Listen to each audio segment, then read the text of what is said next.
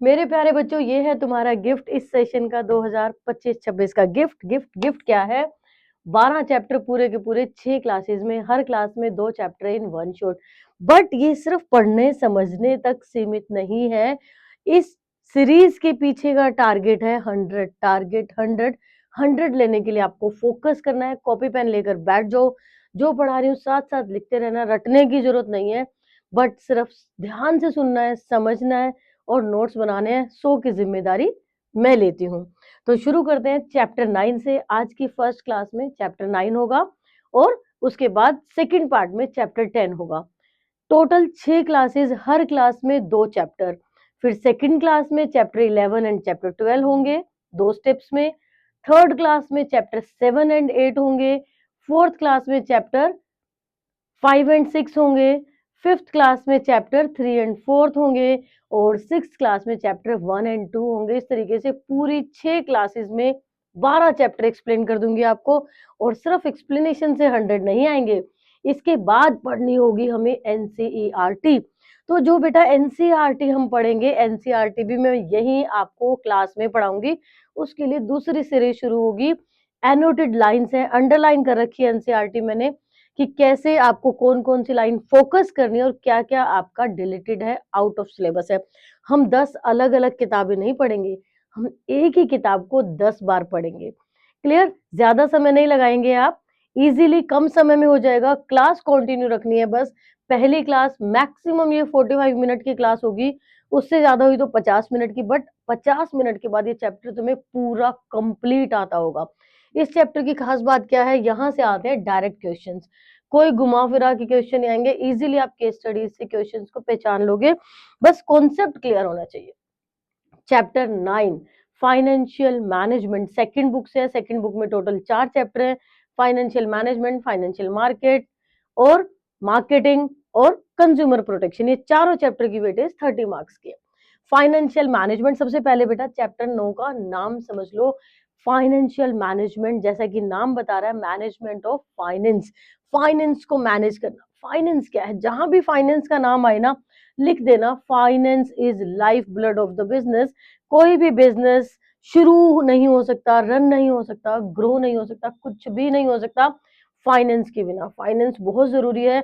अब फाइनेंस सिर्फ होना जरूरी नहीं है, आपको उसे मैनेज करना है। मैनेज कैसे करोगे बेटा?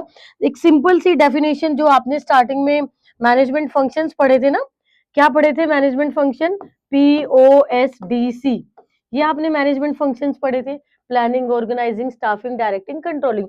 तो यहाँ एस पे हम क्रॉस लगा देंगे। Planning, organising, directing and controlling of all financial activities is financial management. कि जो भी आपकी फाइनेंशियल एक्टिविटीज है, उन्हें प्लान करना है, उन्हें ऑर्गेनाइज करना है, फाइनेंस को डायरेक्ट करना है और कंट्रोल करना है, ये है आपका फाइनेंशियल मैनेजमेंट। क्लियर?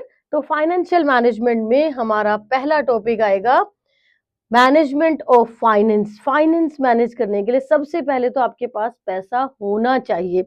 प्लान, पैसा होना चाहिए, उसके लिए आप प्लान करोगे।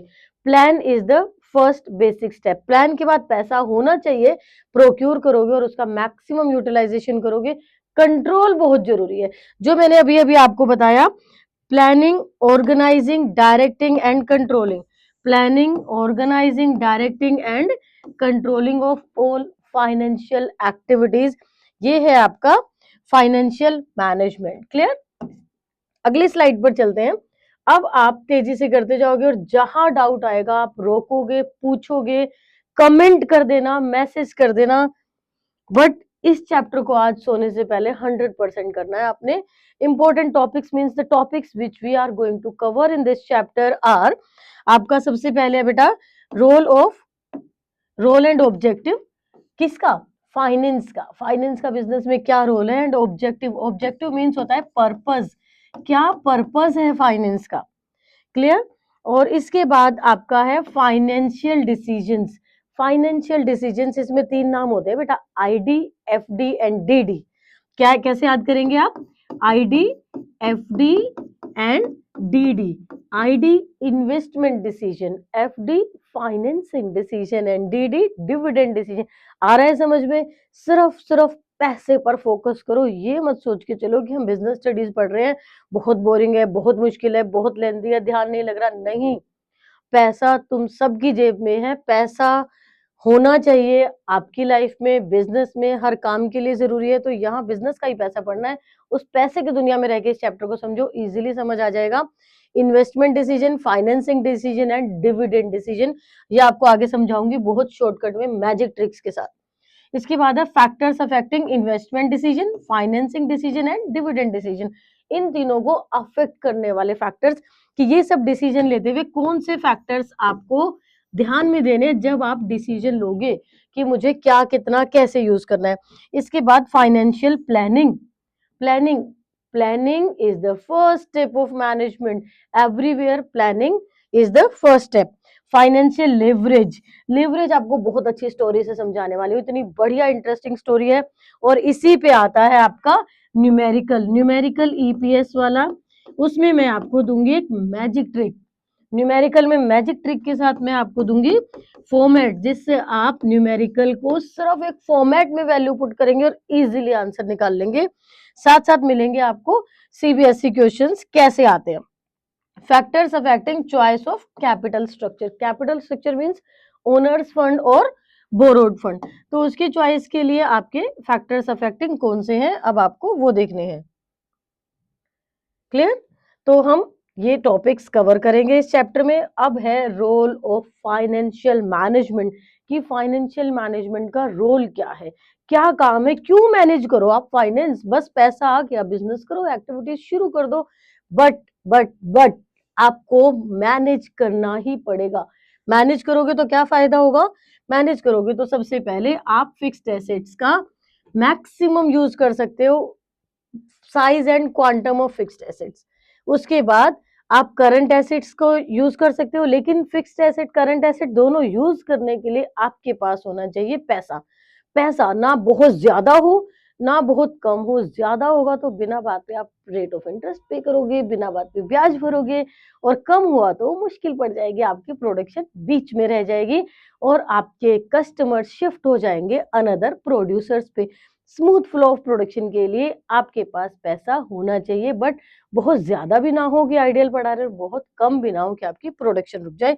फिक्स्ड एसेट और करंट एसेट में कितना, क्या, कैसे इन्वेस्ट करोगे, वो सब मैनेजमेंट का हिस्सा है।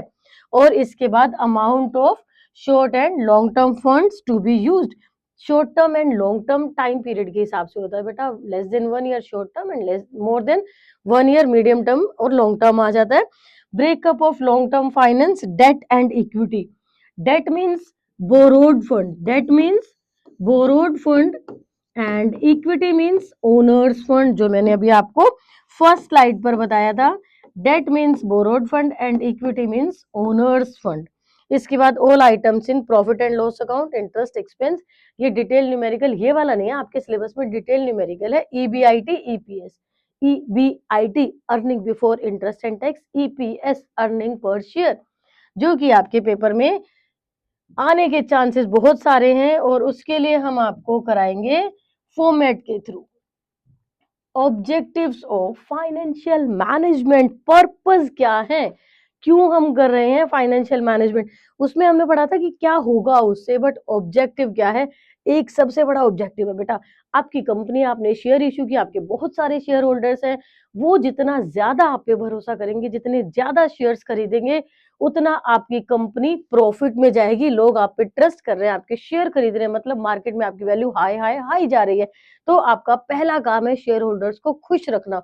कैसे खुश रखोगे, ऑब्वियस, उनके वेल्थ को मैक्सिमाइज करके।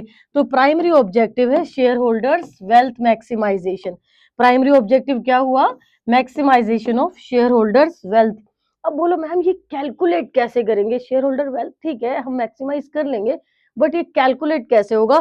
कैलकुलेट करने के लिए आपको करना है number of shares into market price, market price of share. जैसे आपने एक शेयर 10 रुपीज का खरीदा, प्रॉफिट अर्न करते करते अब कंपनी में वो शेयर 100 रुपीज का हो चुका है, तो मार्केट प्राइस से मल्टीप्लाई करना आपने।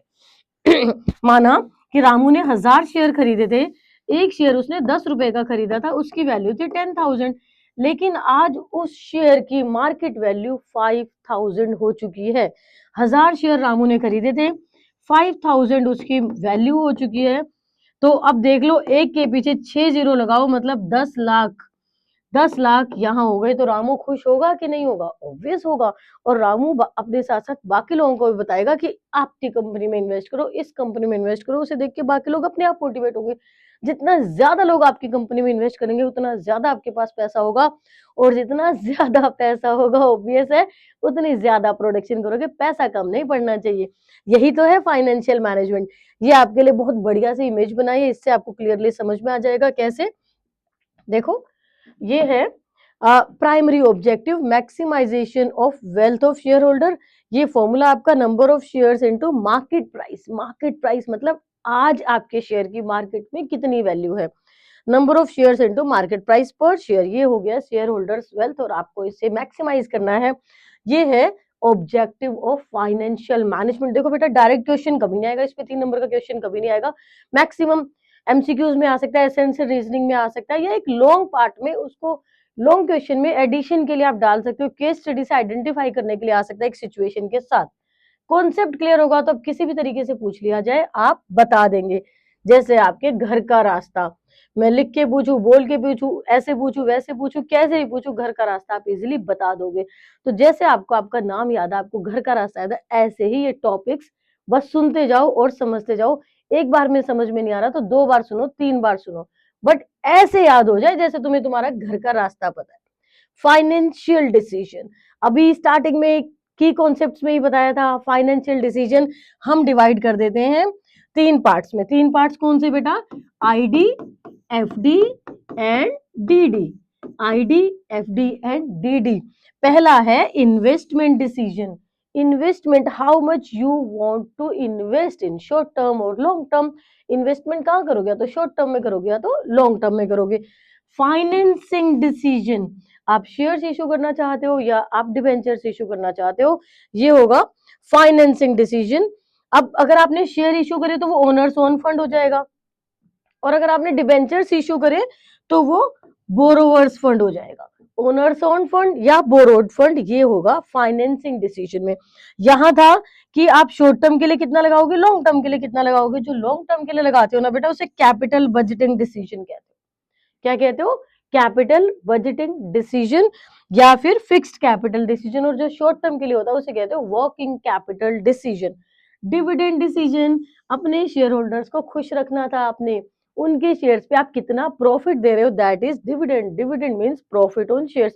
क्या तुम में से कोई ऐसा है जिसे ये भी नहीं पता कि शेयर्स क्या होता है? शेयर्स, शेयर्स मींस आप कंपनी के हिस्सेदार बन गए हो उतने रुपए के जितने के आपने शेयर खरीदे हैं। शेयर इक्विटी शेयर और प्रेफरेंस शेयर होते हैं, 2 टाइप के, equity share and preference share. Clear? तो ये है आपका dividend. Dividend means profit on shares, और ये सारे के सारे हैं फाइनेंशियल डिसीजन। तो 3 डिसीजन आपको लेने होते हैं। कौन कौन से? Investment decision, financing decision and dividend decision. ये आपका 3 मार्क में आ सकता है क्वेश्चन। और इसके बाद हम आगे बढ़ेंगे अगली स्लाइड पर। अगर स्पीड तेज लग रही है तो आप बता देना कमेंट में, मैं अगले चैप्टर में स्पीड थोड़ी कम कर लूंगी। और अच्छे से समझ आ रहा है तो बहुत बढ़िया है, बट नोट साथ साथ लिखो, कोशिश करो जो स्लाइड पे आपके सामने है ना वो आप लिखते जाओ। चैप्टर साथ साथ याद हो जाएगा बेटा। Capital budgeting decision, long term investment decision. Long term investment decision means आप लंबे टाइम के लिए कहाँ कितने पैसे इन्वेस्ट करना चाह रहे हो। लॉन्ग टर्म इन्वेस्टमेंट डिसीजन के लिए सबसे पहले आपको देखना है cash flow of the project, rate of return on investment. जैसे आपने 5 लाख रुपए कहीं से लोन पर ले लिए, 5 लाख पे आपको 10% इंटरेस्ट देना है, मतलब 50,000 इंटरेस्ट आपको हर महीने देना है। अब कोई ऐसा प्रोजेक्ट जिसमें आप 5 लाख रुपए लगा के सिर्फ 40,000 कमाओ, तो क्या वो पैसा लोन पे लोगे? देखो, आप 50,000 इंटरेस्ट दे रहे हो और कमा रहे हो सिर्फ 40,000, तो आप 10,000 के लॉस में गए। ऐसे टाइम पे पैसा लेने की जरूरत नहीं है, अरेंज करने की जरूरत नहीं है। लेकिन अगर आप 50 लाख रुपए इन्वेस्ट करके 50 लाख रुपए इन्वेस्ट करके अगर आप 10% के हिसाब से इंटरेस्ट भर रहे हो, दैट इज 5 लाख, और आपको प्रोजेक्ट में लगाने के बाद इनकम हो जाए 20 लाख की, तो आप पैसे ले सकते हो। क्लियर हुआ कि नहीं? आपको ये देखना है कि पैसे लेकर आप उससे फर्दर कितने पैसे कमा पा रहे हो, उससे ज्यादा कमाते हो तो आपको लगाना है। ये है factors affecting capital decision, long term investment decision, कि आपको रेट ऑफ इंटरेस्ट कितना पड़ रहा है और उसके बाद आपका अर्निंग कितनी है। रेट ऑफ रिटर्न मतलब आपकी अर्निंग कितनी है, पैसा आपने लगा तो दिया बट आप उससे कितना कमा रहे हैं। कमाई ज्यादा होनी चाहिए, ऑब्वियस, आपके सिंपल लाइफ में भी आप समझ सकते हो। अब ये है पूछो अब क्या नहीं समझ में आया। एक बार रिकैप्चुलेशन कर लेते हैं जल्दी से। आपने चैप्टर का नाम पढ़ा फाइनेंशियल मैनेजमेंट, फाइनेंशियल मैनेजमेंट में आपने टॉपिक्स पढ़े। अभी तक का जो मेन टॉपिक आया वो है 3 decisions, investment decision, financing decision and dividend decision. उसके अलावा भी अगर कुछ बाकी है तो प्लीज कमेंट में जाकर पूछ लो। अब हम पढ़ते हैं अगला topic, financing decision. Financing decision बेटा, फाइनेंसिंग मतलब ओनर्स ओन फंड और बोरोड फंड। मैं बिजनेस में अपना खुद का पैसा लगाऊं या उधार का पैसा लगाऊं। अपना पैसा मतलब इक्विटी शेयर्स और उधार का मतलब डिबेंचर्स और लॉन्ग टर्म लोन्स। तो मुझे सबसे पहले देखने होंगे कुछ फैक्टर्स। फैक्टर्स में क्या है बेटे, फैक्टर्स में सबसे पहले है कॉस्ट, कि मुझे कौन सा कितने का पड़ रहा है। रिस्क, रिस्क किस में ज्यादा है किस में कम है, तो मैं कहाँ लगाऊं, कम रिस्क के साथ लगाऊं। इसके बाद है फ्लोटेशन कॉस्ट। फ्लोटेशन कॉस्ट क्या होती है, शेयर्स इशू करने के लिए आपको पब्लिक को बताना पड़ता है, प्रोस्पेक्टस इशू करने पड़ते हैं, किसी ना किसी तरीके से उन तक पहुंचना पड़ता है कि वी आर इशूइंग शेयर्स, आओ आओ आओ खरीदो। वो जो पैसा आप खर्च रहे हो that is flotation cost. Cash flow position of the company, company की कैश फ्लो पोजीशन क्या, इनफ्लो कितना है आउटफ्लो कितना है। इनफ्लो आउटफ्लो के बाद उसके बाद आ गया company fixed operating cost. Company के फिक्स्ड ऑपरेटिंग कॉस्ट कितने हैं, रोज रोज के खर्चे कितने हैं, परमानेंट फिक्स्ड खर्चे कितने हैं। क्या अगर ऑलरेडी आपके बहुत सारे खर्चे हैं तो क्या आप पैसा ब्याज पे उठाओगे, एक और खर्चा उठाओगे। Let's see. ओके, ये है आपका फाइनेंसिंग डिसीजन। इसमें हमने सबसे पहले उठाया फैक्टर्स, कॉस्ट। अगर आपकी कॉस्ट मिनिमम है, अगर आपकी कॉस्ट मिनिमम है तो आप डेट ले लो। अगर आपका रिस्क मिनिमम है तो आप इक्विटी ले लो। अगर आपकी फ्लोटेशन कॉस्ट मिनिमम है तो डेट ले लो। मतलब अगर आप मिनिमम रखना चाहते हो, अगर आप मिनिमम फ्लोटेशन कॉस्ट रखना चाहते हो, आप ज्यादा पैसे खर्चना ही नहीं चाहते लोगों को ये बताने के लिए हम शेयर इशू कर रहे हैं, तो मत बताओ ना, कोई बात नहीं, डेट इशू कर दो। डिबेंचर्स, डेट मतलब डिबेंचर्स। अगर आप मिनिमम कॉस्ट रखना चाह रहे हो तो डेट, क्योंकि आपने पैसा खर्चना ही नहीं। तो ये दोनों हो गए ना इंटर रिलेटेड। इसके बाद आप रिस्क कम चाह रहे हो, रिस्क कम चाह रहे हो मतलब आप चाहते ही नहीं कि आपको इंटरेस्ट भरना पड़े, ब्याज भरना पड़े। आप चाहते ही नहीं वो पैसे आपको वापस देना पड़े। आप चाहते हो बस पैसा मार्केट से उठा और वो पैसा आपका अपना हो जाए, बस वो सामने वाले आपके हिस्सेदार बन जाएंगे, वोटिंग राइट्स होगा उनको आपके कंपनी में, आपकी ऑर्गेनाइजेशन में, ठीक है। तो आप इक्विटी शेयर इशू कर दो। यहाँ आपने देखा cost, risk and flotation cost. ये क्वेश्चन डायरेक्ट भी आ सकता है, केस स्टडी में भी आ सकता है इंक्लूडिंग। आपको बस ध्यान देना है कि पूछा क्या गया है और उसके अकॉर्डिंग सिंपल अपनी लाइफ पे अप्लाई करना है इस सिचुएशन को। जो नोट्स में पढ़ा रहे हो स्लाइड को याद करना, इमेजिनेशन, और आप आंसर लिख पाएंगे। बट इमेजिनेशन में आने के लिए कम से कम 2-3 बार आपको देखना पड़ेगा। फाइनेंसिंग डिसीजन, फाइनेंसिंग डिसीजन मतलब ओनर्स ओन फंड और borrowed fund. Owners own fund और बोरोड फंड। तो सबसे पहले आपने देखा cash flow position of the company. अगर आपकी कैश फ्लो पोजीशन बहुत स्ट्रोंग है, अगर आपकी कैश फ्लो पोजीशन बहुत स्ट्रोंग है, बहुत पैसा है आपके पास, आप ब्याज आसानी से भर सकते हो, तो डेट ले लो भाई, डेट इशू कर दो। लेकिन अगर कैश फ्लो पोजीशन बहुत वीक चल रही है, आपके पास इतना पैसा नहीं है भरने के लिए, तो आप शेयर इशू कर दो, क्योंकि शेयर का पैसा आपका अपना पैसा हो जाएगा। देखो कितनी इंटरेस्टिंग स्लाइड है। इसके बाद आपका अगला टॉपिक यहाँ आ जाएगा फाइनेंसिंग डिसीजन में fixed operating cost. Fixed operating cost मतलब आपको देखना है, अगर हाई फिक्स्ड ऑपरेटिंग कॉस्ट है तो आप इक्विटी शेयर से इशू कर दो, और अगर लो फिक्स्ड ऑपरेटिंग कॉस्ट है तो आप डेट इशू कर दो। फिक्स्ड ऑपरेटिंग कॉस्ट के साथ आप देखोगे फैक्टर्स कंट्रोल कंसिडरेशन। अगर आपने शेयर इशू करे, लोगों ने शेयर खरीद लिए, वो पैसा आपका अपना हो जाएगा, आपको नहीं देना, आप पर कोई बर्डन नहीं है। बट वो हिस्सेदार होंगे, वो यहाँ वोटिंग राइट्स रखेंगे, वो होंगे इक्विटी। बट आप नहीं चाहते कि किसी को हिस्सेदार बनाओ, आप नहीं चाहते कि कोई वोटिंग राइट ले, कोई आपके यहाँ के डिसीजन ले, तो भाई आप इक्विटी इशू मत करो, फिर आप डेट इशू कर दो। डेट में कोई डायल्यूशन ऑफ कंट्रोल नहीं है, वो सिर्फ अपना ब्याज लेंगे और घर बैठेंगे आराम से।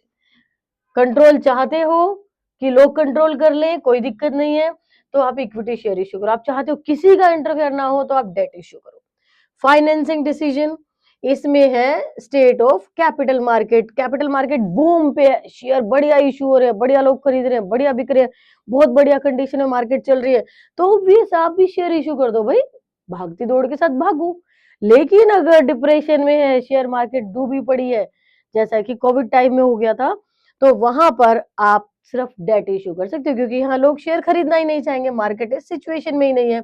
इसके बाद है financing decision, from where to procure long term funds, equity और डेट, कहां से ले, इक्विटी से ले या डेट से ले, डिपेंड करते हैं, सेम फैक्टर्स रिवाइज कर लेते हैं, cost, risk, flotation cost, cash flow position, fixed operating cost, control consideration, state of capital market, सारे आपने अभी अभी पढ़े हैं, रिवाइज कर लो, देख लो, कोई डाउट है तो पूछ लो, और अगर समझ आ गए तो फटाफट से कमेंट में सारे लिख डालो। इसके बाद हमारा अगला टॉपिक आ गया dividend decision, how much profit you distribute to your shareholders, अपने शेयर होल्डर्स को आप कितना प्रॉफिट दोगे, ये है डिविडेंड डिसीजन। प्रॉफिट देखो आपने बांट दिया, आधा डिविडेंड में कि बांट दो, आधा रिटेन्ड अर्निंग्स में कि आपको अपने लिए भी तो चाहिए, जो अपने लिए आपको रखना होगा ये होगा रिटेन्ड अर्निंग्स। क्लियर, सेटिस्फेक्शन, जब आप बांटते हो तो आपके कस्टमर सेटिस्फेक्शन में रहते हैं, और जब आप रिटेन्ड अर्निंग्स रखते हो तो आपकी कंपनी की ग्रोथ के लिए आपको पैसे चाहिए, तब आप ग्रोथ अपॉर्चुनिटी के लिए रिटेन्ड अर्निंग रख लोगे। डिविडेंड डिसीजन फैक्टर्स इसमें है, ये देखो फाइट चल रही है, कितना रखे और कितना बांट दे, ये इमेज आपके लिए बनाई है स्पेशली ताकि आपको याद रहे, रिटेन्ड अर्निंग्स में हमें बस फाइट करनी है, हमें सोचना है कि कितना हम अपने पास रख रहे हैं और कितना हम शेयर होल्डर्स में बांट दे, दोनों तरफ। तो बट दोनों खुशी खुशी होनी चाहिए, लड़ाई झगड़ा कलेश करोगे तो कंपनी की वैल्यू खराब हो जाएगी, नाम खराब हो जाएगा, लोग आपके पास इन्वेस्ट करने नहीं आएंगे। तो यहाँ डिविडेंड डिसीजन के लिए सबसे पहले कितना बांटो, ये तो वो बात होगी जैसे मम्मी आपको पॉकेट मनी दे रही है, मम्मी कितनी पॉकेट मनी दे, तो सबसे पहले पता होना चाहिए कि मम्मी के पास पैसा कितना आ रहा है, हमारी कंपनी कितना कमा रही है, अर्निंग क्या है, स्टेबिलिटी ऑफ अर्निंग, क्या इतनी अर्निंग हर बार होती है, क्या हम हर बार इतना कमाते हैं, कंपनी क्या हर बार इतना ही कमा रही है, that is stability of earning. और इसके बाद है स्टेबिलिटी ऑफ डिविडेंड, एक बार मम्मी ने आपको 500 रुपए दे दिए, अगली बार 50 दे दिए, फिर 5,000 दे दिए, फिर 50 दे दिए, फिर 5 दे दिए, आप तो परेशान ही हो जाओगे, समझ ही नहीं पाओगे मम्मी कर क्या रही है। आपकी एक्सपेक्टेशन हो गई बहुत हाई, लेकिन मिल गई 5, एक्सपेक्टेशन 50 की थी, मिल गई 5,000, तो ऐसे ही आपके आपके शेयर होल्डर्स होते हैं बेटा, इसमें स्टेबिलिटी रखनी होती है, इतना बड़ा फ्लक्चुएशन नहीं हो सकता। तो ये है स्टेबिलिटी ऑफ अर्निंग कि बचा के रखो, बाद में दे दो, तो इनके कुछ ऐसे रखो कि इतना ह्यूज गैप ना आ जाए, that is stability of dividends. Growth opportunity, अगर आप ज्यादा ग्रोथ अपॉर्चुनिटी चाहते हो तो बिजनेस में पैसा आपको अपने पास रखना पड़ेगा, रिटेन अर्निंग रखनी पड़ेगी, और अगर इस बार ग्रोथ का मन नहीं है, बढ़िया फ्लो में चल रहे हो, तो फिर शेयर होल्डर्स में बांट दो, शेयर होल्डर्स में बांटकर फायदा आपका ही होगा, नाम आपका ही अच्छा होगा। कैश फ्लो पोजीशन, इनफ्लो कैसा है, आउटफ्लो कैसा है, इनफ्लो ज्यादा है तो डिविडेंड ज्यादा बांट दो। Share holders preference, share holders को अगर आप प्रेफरेंस पे रखते हो तो डिविडेंड ज्यादा बांट दो। टैक्सेशन पॉलिसी, अगर सरकार बहुत टैक्स लगा रही है तो सरकार को टैक्स देने की जरूरत है, आप डिविडेंड बांट दो, क्योंकि वो आपके इक्विटी शेयर्स पे डिविडेंड सारे के सारे टैक्स फ्री होते हैं। Stock market reaction, stock market बहुत बढ़िया है तो भी आप डिविडेंड बांटो, और अगर स्टॉक मार्केट डाउन चल रही है तो फिर आपका डिसीजन दूसरा होगा। इसके साथ आपका है एक्सेस टू कैपिटल मार्केट, क्या कैपिटल मार्केट पे आपकी एक्सेस है, आप जब मर्जी जहां मर्जी जैसे मर्जी पैसे उठा सकते हो, इफ यस तो आप डिविडेंड बांट दो, जब चाहिए होगा आप कैपिटल मार्केट से उठा लेना। बट हाँ, अगर मार्केट की हालत खराब है, आप पैसे नहीं उठा सकते, तो रिस्क मत लो, पहले से अपने पास सेव करके रखो। इसके बाद है लीगल कॉन्स्टेंट्स, क्या पता आपने जब प्रोस्पेक्टस इश्यू किया हो आपने कहा होगा इतना प्रॉफिट तो मैं बांटूंगा ही, वो जो कानून ने कहा है, जो लॉ में रूल में है, वो तो आपको बांटना ही है। कॉन्ट्रैक्चुअल कॉन्स्टेंट्स, क्या पता आपने कुछ प्रॉमिस किए हैं, कुछ वादे किए हैं, कुछ रिटर्न में दिया है कि मैं ये डिस्ट्रीब्यूट करूंगा, इतना तो आपका होगा ही, वो आपको ध्यान रखना है। तो ये है डिविडेंड डिसीजंस के फैक्टर्स अफेक्टिंग। अभी नहीं को एक बार डिटेल में पढ़ लेते हैं कि कैसे फैक्टर्स होंगे। सबसे पहले अमाउंट ऑफ अर्निंग, कितना सिंपल है, अर्निंग ज्यादा है तो ज्यादा बांट दो, अर्निंग कम है तो कम बांट दो। बट ये ड्रॉ अगर ऐसे कर दोगे तो देखो कितना अच्छा इफेक्ट आएगा। इंडिया के बेस्ट टीचर्स से मिलके आपके लिए कंटेंट तैयार करा हुआ है। यहाँ है डिविडेंड डिसीजन, डिविडेंड डिसीजन जिसमें है स्टेबिलिटी ऑफ अर्निंग, और अगर आपकी स्टेबिलिटी ज्यादा है तो आप ज्यादा बांट दो, और अगर स्टेबिलिटी कम है तो आप कम बांट दो। ये है आपका नेक्स्ट स्टेबिलिटी ऑफ डिविडेंड्स। जैसे कि आपके पास अगर 50 रुपए पर शेयर आपकी डिविडेंड पॉलिसी है तो आप थोड़ा आसपास ही रहो, बहुत ज्यादा वो 5,50,000 वाला गैप मत ले आना। इसके बाद है ग्रोथ अपॉर्चुनिटी। अभी अभी समझाया था, अगर आप ग्रोथ चाहते हो तो इस बार आपको कम बांटना पड़ेगा, क्योंकि रिटेन अर्निंग ज्यादा रखनी पड़ेगी, ग्रोथ के लिए पैसा आपको चाहिए। तो यहाँ अगर ग्रोथ अपॉर्चुनिटी ज्यादा है तो आपको कम बांटना है, क्योंकि पैसा अपने पास रखना है ताकि आप उस पैसे से ग्रोथ कर पाओ। लेकिन अगर अभी ग्रोथ का कोई नहीं है, आप बढ़िया चल रहे हो, तो उस वक्त भी डिविडेंड में डिस्ट्रीब्यूट कर दो। इसके बाद आ गया बेटा dividend decision factors, cash flow position. Cash flow position बहुत स्ट्रॉन्ग है, बहुत पैसा है ही पैसा ही पैसा, बांट डालो उसको, शेयर होल्डर्स को खुश रखो। जितना शेयर होल्डर्स को खुश रखोगे, फाइनेंशियल मैनेजमेंट का ऑब्जेक्टिव पूरा हो जाएगा, जो आपने सबसे पहले पढ़ा था, वेल्थ मैक्सिमाइजेशन। तो ये हुआ आपका more dividend. CFP cash flow position, अगर वीक है भाई, पैसे ही कम है, तो फिर कम ही बांटेंगे, हम कहां से लाएंगे। डिविडेंड डिसीजन में आ गया शेयर होल्डर्स प्रेफरेंस। अगर आप करंट इनकम में चाह रहे हो, शेयर होल्डर्स बढ़ाना चाह रहे हो, तो मोर डिविडेंड बांट दो, और अगर आप कैपिटल गेन की तरफ चाह रहे हो मार्केट में, तो फिर लेस डिविडेंड बांटो, ताकि आपकी मार्केट वैल्यू शेयर आप देख सको। इसके बाद है taxation policy. Company has to pay dividend distribution tax. The dividend income is tax free in hands of share holders. Share holders जो इक्विटी शेयर होल्डर्स होते हैं, उनको अपने डिविडेंड पे टैक्स नहीं देना होता है। इसके बाद है stock market reaction of dividends leads to increase in market prices of security. Depend करता है बेटा स्टॉक मार्केट किस हालत में चल रही है। एक्सेस टू कैपिटल मार्केट, अगर आपको क्विक एक्सेस है तो आप जब मर्जी अरेंज कर लोगे, और अगर एक्सेस नहीं है तो अरेंज नहीं कर पाओगे। और जब मर्जी अरेंज कर लोगे तो अपने पास दबा के कैश रखने की जरूरत नहीं है, बांट दो उसको अपने शेयर होल्डर्स को। Access to capital market more dividend, और अगर एक्सेस नहीं है, डिफिकल्ट है, तो फिर लेस डिविडेंड। इसके बाद आ गया बेटा डिविडेंड डिसीजन के factors, legal constants, provision of company act, SEBI guidelines. What is full form of SEBI? SEBI की फुल फॉर्म क्या है?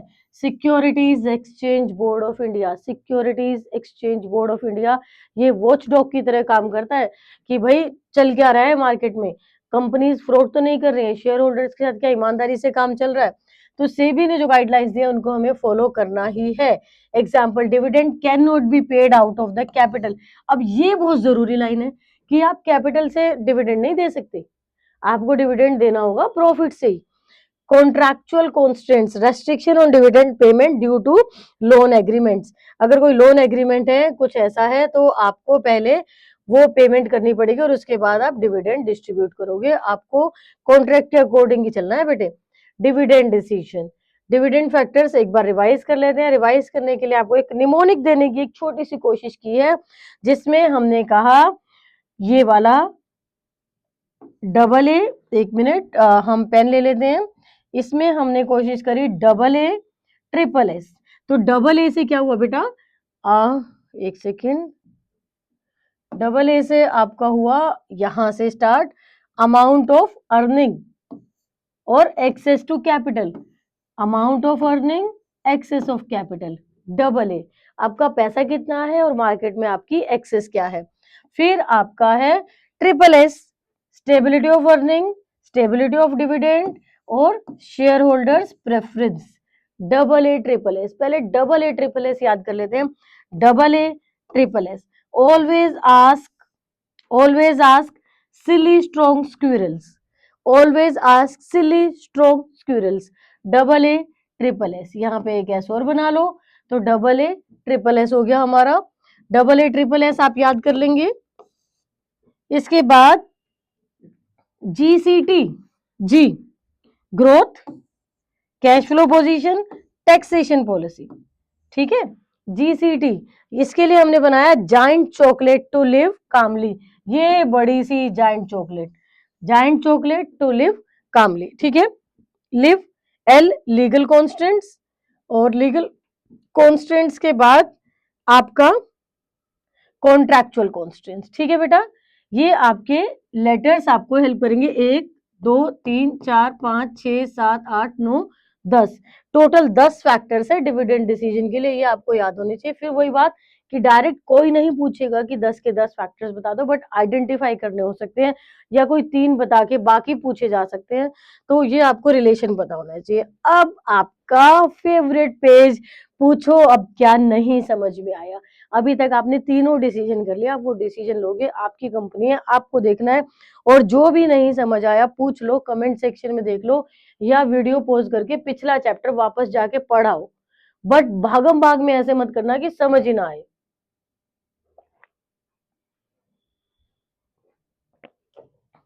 कंटिन्यू करते हैं। Financial planning. Planning means thinking before doing. Planning bridges the gap between where we are and where we want to go. तो planning क्या है? Planning means ensure करना कि आपके पास जितने फंड्स चाहिए वो हो। कहाँ से लोगे, कैसे लोगे, कब लोगे, किससे लोगे, कितने इंटरेस्ट पे लोगे, जैसे भी लो, वो सारे के सारे क्वेश्चन आपके आएंगे फाइनेंशियल प्लानिंग में। तो फाइनेंशियल प्लानिंग लॉन्ग टर्म या short term. Long term means more than 1 year, जिसे आप कैपिटल एक्सपेंडिचर कहते हो। और शॉर्ट टर्म मतलब लेस देन 1 ईयर, जिसे आप बजट कहते हो। बजट बनता है ना हर साल, बजट रिलेटेड टू फ्यूचर। और इसके बाद आ गया फाइनेंशियल प्लानिंग ऑब्जेक्टिव्स। ऑब्जेक्टिव्स बेटा पहले मैंने आपको स्टार्टिंग में ही बताया था कि बहुत एक्स्ट्रा कैश नहीं होना चाहिए, क्योंकि आपको उस पर रेट ऑफ इंटरेस्ट बिना बात देना पड़ेगा। और कम भी नहीं होना चाहिए, क्योंकि शॉर्टेज हो जाएगी, प्रोडक्शन कैसे करोगे। क्लियर? तो नो शॉर्टेज ऑफ फंड्स, कोई शॉर्टेज नहीं होनी चाहिए। नो सरप्लस फंड, एक्स्ट्रा भी नहीं होना चाहिए। फिर कितना होना चाहिए? जितना आपको चाहिए। फाइनेंशियल प्लानिंग का प्रोसेस आपको पता है, जब सिलेबस पूरा हो जाएगा ना, तो मैं पूरी बुक के सारे प्रोसेस एक साथ कराऊंगी, पूरी बुक की सारी इंपॉर्टेंस एक साथ कराऊंगी, पूरी बुक के सारे बेनिफिट्स, सिग्निफिकेंस, कैरेक्टरिस्टिक्स, और इसके बाद वो जो डिफरेंस है, फ्लो चार्ट्स है, एक एक एक टाइप के क्वेश्चन सारे एक साथ उठा लेंगे। तो यहाँ है फाइनेंशियल प्लानिंग प्रोसेस। सबसे पहले है सेल्स फोरकास्ट। सबसे पहले तो हमें सेल को फोरकास्ट करना है। फिर determining long term and short term funds requirement. अगर आपको फाइनेंशियल प्लानिंग करनी है तो पहले सेल पता होनी चाहिए, इसके साथ long term and short term requirement. Long term मतलब मोर देन 1 ईयर, और लेस देन मतलब less than 1 year short term. तो determining fixed and working capital requirement. Fixed capital and working capital. Fixed capital जो कि fixed asset में invest करते हैं, और वर्किंग कैपिटल जो कि रोज डे टू डे, रोज रोज के खर्चों में काम आती है, डे टू डे ऑपरेशंस के लिए। डिटरमाइनिंग सोर्सेज ऑफ फंड्स की डिफरेंट डिफरेंट सोर्सेज क्या है भाई जिससे पैसा आएगा। तो ये है आपका प्रोसेस। अब प्रोसेस याद करने के लिए आपने पहले सेल्स फोरकास्ट कर लिया, फिर आपने डिटरमाइन कर लिया कि short term long term requirement कितनी है, फिर आपने डिटरमाइन फिर से कर लिया कि फिक्स्ड और वर्किंग कैपिटल रिक्वायरमेंट क्या है, फिर आपने डिटरमाइन कर लिया सोर्सेज क्या है। तो सबसे पहले आपने सेल्स फोरकास्ट किया, फिर डिटरमाइन क्या किया, long term and short term requirement. फिर आपने डिटरमाइन क्या किया, fixed and working capital requirement. फिर आपने डिटरमाइन क्या किया बेटा, सोर्सेज ऑफ फंड्स। क्या किया, सोर्सेज ऑफ फंड्स। मतलब भाई प्लानिंग ही तो कर रहे हो, सोचना ही तो है, सोचना ही मतलब डिटरमाइन करना है। पहले आपने सोचा कि भाई सेल कितनी होगी, पैसा कितना आएगा। फिर आपने सोचा कि मेरे को लंबे टाइम के लिए कितना चाहिए और थोड़े टाइम के लिए कितना चाहिए।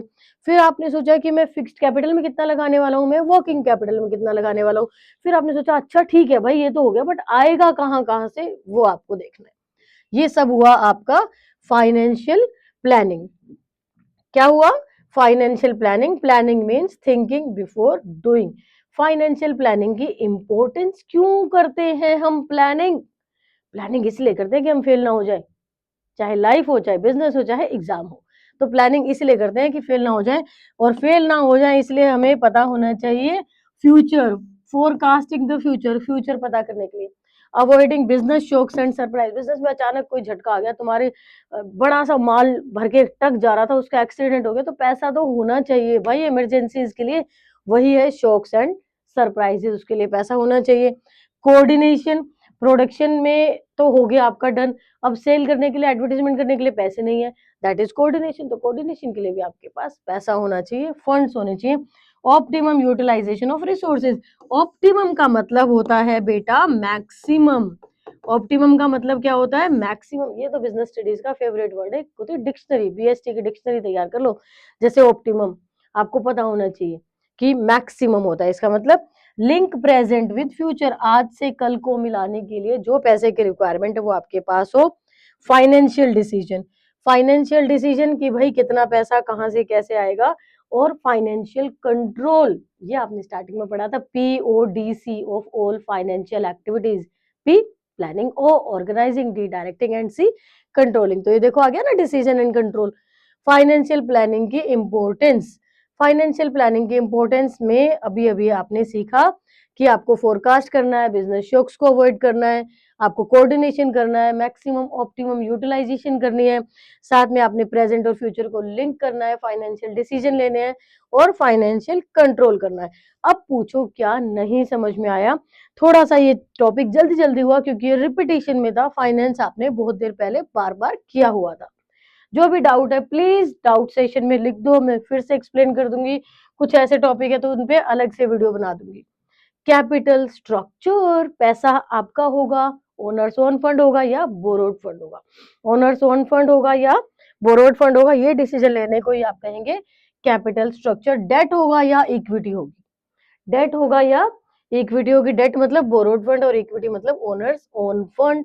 ये देखो आपका लिखा हुआ है, क्या लिखा है बेटे? ओनर्स फंड्स, ओनर्स फंड जिसे आप इक्विटी कहते हो क्योंकि ये पैसा आपको कभी वापस नहीं करना। क्यों? क्योंकि जितने पैसे उन्होंने लगाए वो उस पैसे के हिस्सेदार बन गए हैं। और बोरोड फंड्स जिसे आप क्या कहते हो? डेट कहते हो। क्या कहते हो बेटा? डेट। ये है इक्विटी। और डेट का मतलब है जिसमें आपने डिबेंचर्स इशू किए, आपने लोन्स लिए, आपने पब्लिक डिपॉजिट से पैसा ले लिया, तो ये आपके पेपर में आ सकता है, ये आपके पेपर में आ सकता है। डिफरेंट टाइप्स देखिए कि डेट्स में क्या क्या है। बड़ा क्वेश्चन नहीं आएगा बट एमसीक्यूज में पूछने के लिए बहुत अच्छा क्वेश्चन है।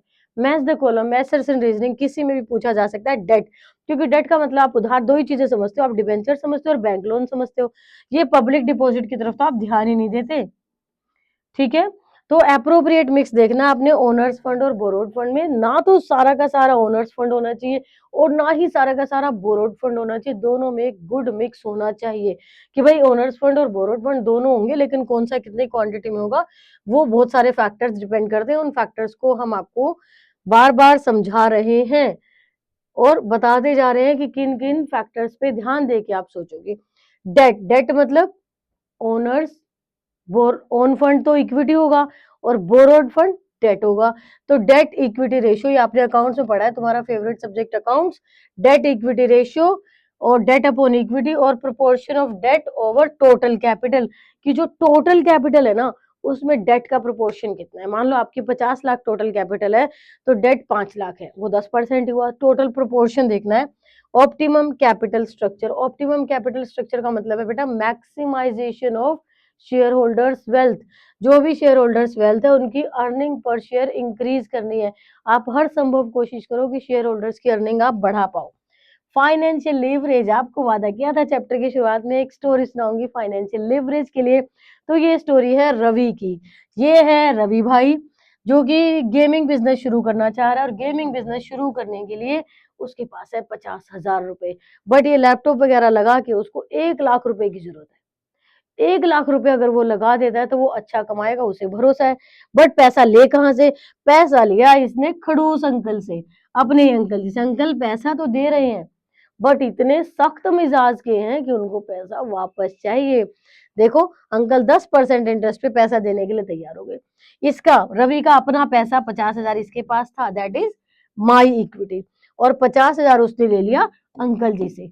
50,000 पे 10% इंटरेस्ट, एक जीरो हटा दी, 5,000 रुपए उसे अंकल जी को इंटरेस्ट देना पड़ेगा और आने वाले टाइम में पैसा भी वापस करना पड़ेगा। अब रवि अगर काम कर रहा है, गेमिंग बिजनेस कर रहा है, उसने दिमाग दौड़ाया, मेहनत की, तो अब कैलकुलेट करके बताओ या अंदाजा लगा के बताओ कि उसकी मिनिमम इनकम कितनी होनी चाहिए? कम से कम 5,000 से तो ज्यादा ही होनी चाहिए, तभी अंकल के पैसे देके उसे बाकी पैसे बच जाएंगे। और यही जो डेट और इक्विटी का कॉम्बिनेशन जब आप सोचते हो ना, उसी को फाइनेंशियल लिवरेज कहते हैं। क्या कहते हैं? Financial leverage. और इसी पे है आपका न्यूमेरिकल, और न्यूमेरिकल का फॉर्मेट हम आज बनाएंगे। ठीक है, तो यहाँ हमने जो स्टोरी पढ़ी अभी, देखो आपकी स्लाइड पे लिखी हुई है story. Ravi a student of class 12 gamer had 50,000 his equity, अपने थी उसके पास 50,000 रुपए। अब उसे 1 लाख रुपए का नया लैपटॉप लेना है, तो उसने सोचा कि क्यों ना मैं अंकल से उधार ले लूं। सिनेरियो 1, सबसे पहले उसने सोचा कि भाई मैं चलो 50,000 रुपए लगा के स्मॉल ऑनलाइन गेमिंग कोर्स कर लेता हूँ। फिर रिजल्ट आया कि उसने 10,000 रुपए प्रॉफिट कमाया। 50,000 रुपए लगा के उसने किसी से उधार नहीं लिए पहले सिचुएशन में। जो न्यूमेरिकल आएगा ना बेटा, उसमें भी सिचुएशन 1, सिचुएशन 2, सिचुएशन 3 होगी, तो आप न्यूमेरिकल में डिफरेंट कॉलम्स बनाओगे। इसीलिए सिचुएशन 1 है जहां उसने कोई उधार नहीं लिया, नील थी। यहाँ उसने 50,000 रुपए लगा के और 10,000 प्रॉफिट कमा लिया। अगली बार यहाँ उसने डिसीजन लिया सिनेरियो 2 में, तो क्यों ना मैं एक डिसीजन लूं, स्मार्ट डिसीजन, और अपने उस अंकल से पैसे उधार ले लूं। बेशक वो ब्याज लेंगे बट कोई बात नहीं, मैं देख लूंगा। अंकल ने 10% ब्याज पे उसे पैसा दे दिया, 5,000 रुपए उसका ब्याज बना। 1 लाख रुपए इन्वेस्ट करके अब रवि ने कमा लिए कितने रुपए? 25,000 कमा लिए। अब रवि ने जब 25,000 कमाए बेटा, 25,000 में से 5,000 का इंटरेस्ट देके रवि ने फिर भी 20,000 बचा लिए। सिनेरियो 1 में रवि का प्रॉफिट कितना था? सिर्फ 10,000 था। सिनेरियो 1 में रवि का प्रॉफिट कितना था? सिर्फ 10,000। 50,000 रुपए लगा के उसने 10,000 कमाए।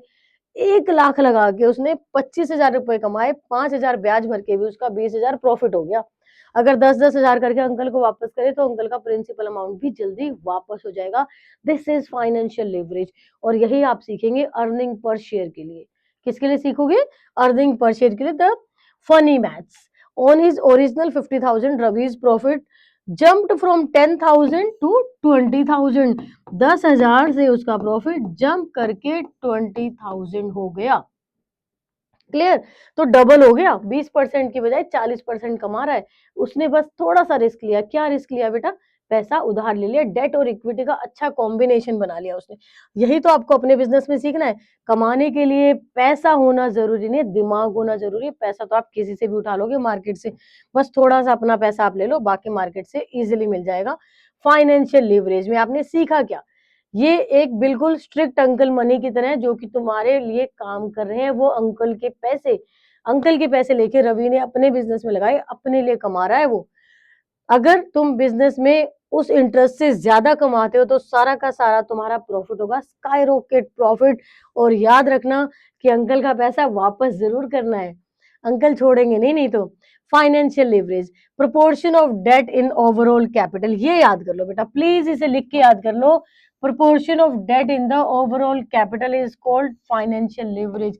कि आपकी टोटल कैपिटल में डेट की परसेंटेज कितनी है, आपकी टोटल कैपिटल में डेट की परसेंटेज कितनी है, उसे फाइनेंशियल लिवरेज कहते हैं। ये देखो आपके लिए चित्र बनाया है। Overall capital, total capital, proportion of debt in overall capital, financial leverage. ये है आपका डेट और ये है आपका अपना पैसा गुल्लक में जोड़ा हुआ। कोई फाइनेंशियल रिस्क नहीं है, बट यहाँ बहुत डेंजर है भाई। ये वापस करना है, वापस नहीं किया तो बिजनेस का नाम खराब होगा, लॉन्ग टर्म के लिए नुकसान होगा।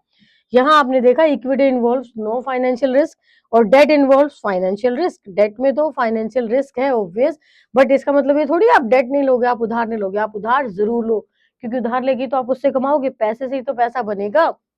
Clear? What is financial leverage? अभी अभी आपने सीखा। Proportion of debt in the overall capital is called financial leverage. बिल्कुल बिल्कुल नई टर्म है आपके लिए, याद रखनी है, लिख लो, अंकल की स्टोरी से याद कर लेना। इसके बाद आ गया बेटा फाइनेंशियल लिवरेज। ये है आपका favourite question, favourable financial leverage case 1, जहां आपने कोई उधार नहीं लिया, रवि की पहले सिचुएशन की तरह, जहां उसने सिर्फ 50,000 रुपए लगा के 10,000 कमा लिए थे। यहाँ आपने कोई भी उधार नहीं लिया, ठीक है। सिचुएशन 2 में उसने 10 लाख की उधार ले ली है और सिचुएशन 3 में उसने 20 लाख की उधार ले ली है।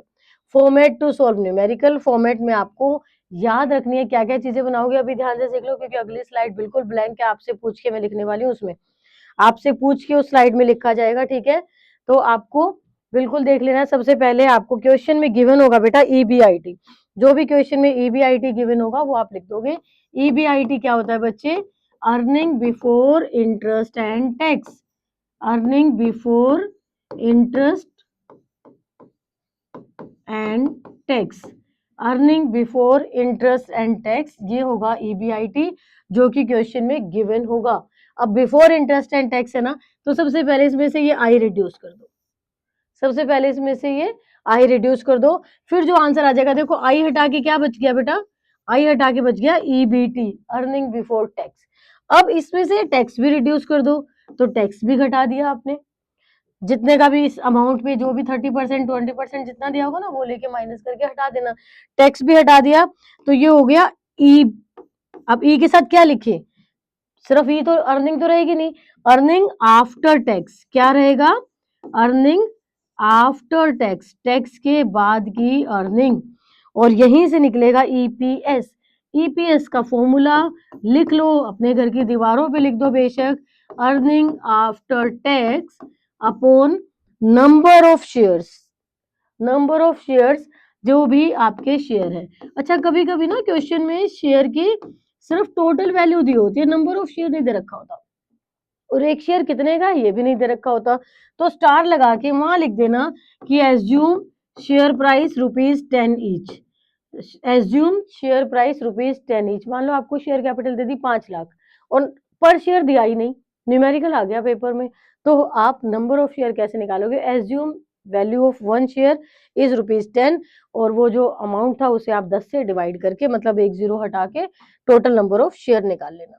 क्लियर है, ये हो गया फॉर्मेट। अब तुम्हारे सामने आएगी ब्लैंक स्लाइड जिसमें आप बोलोगे और मैं लिखूंगी, तो बेशक रिवाइज कर लो, बेशक नोटबुक पे लिख लो, फर्रे बना लो, कुछ भी करो। तो ये आ गई ब्लैंक स्लाइड जिसमें तुम और मैं मिलकर न्यूमेरिकल की पूरी फॉर्मेट टेबल बना रहे हैं। इस पे बेटा हेडिंग देते हैं EBIT, EBIT EPS एनालिसिस, क्या कहेंगे, EBIT EPS analysis, EBIT earning before interest and tax, EPS earning per share.